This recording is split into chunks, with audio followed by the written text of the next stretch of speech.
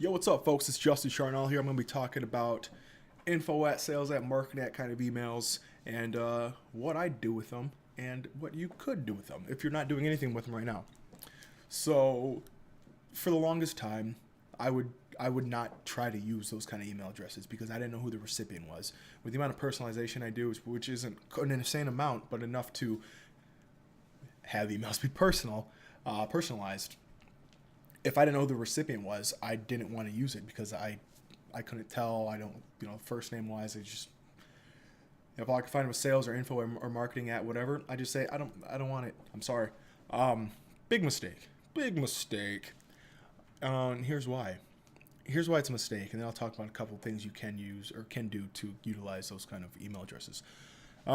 Generally, in my experiences, those kind of email addresses, especially like a sales at whatever.com, they're either monitored by like 5, 10, 15 people, or they're like not monitored at all. And you can quickly tell, if you send an email to a marketing at or a sales at whatever.com and it doesn't get opened,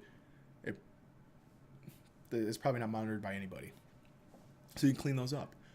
But if they do get open, then it's like, especially if you get open like 10, 15 times, it's like, oh snap, like that there's a lot of people looking at this.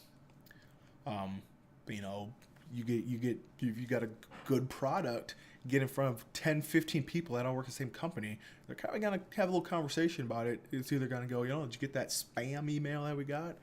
Or, that service looks really, really dope. Let's talk to him and cut him a check tonight.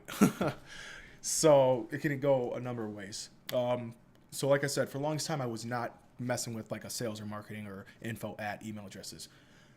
But here's what I did, and here's kind of what I'm doing now and what I'm going to be doing soon. So right now, what I do is when I record it, when I'm out here getting prospects, whatever, if all I can find is a sales at or marketing at, I will still record them. But for the first name, I just put good morning. And here's why. Because how my campaigns are set up, the very first line, it just says, Justin, comma, spiel, or whatever name, comma, information. So if I put good morning, then that means that's what it is. It just says good morning. Pros to this, you can kind of just use your regular ass campaigns, whatever you're using with, full contacts that you're finding. Cons, your CRM's gonna get filled with just good mornings, and you're gonna be overwhelmed by the greeting of the day every time you check it. So if you're worried about having like a clean CRM, or you have like a lot of people using it, I'm one man operation at this point, so I can, have it as disgusting as I want it to be. If you're okay with that, you just put in good morning. You can use the same prospects that you have their full contacts or just sales, put them all in the same campaign or sequence, let it ride. Method 2, what I'm going to be switching to soon-ish. Take your campaign, whatever you have going on, campaigns, clone them, and just exclude that personalization. And then if your CRM doesn't require like a first name or last name, exclude it, or just put the company name in there, and then just don't have that kind of personalization in those emails. Simple. You just, whatever, have it like a normal contact. You just have the greeting in there. Because all my campaigns go at about 9:30 to about 10 a.m. Central Standard Time, depending on the sending rate now, whatever. So usually starts about 9:30 and it's about 10 a.m. It's morning. It's morning for me, so I can just say good morning, and it works.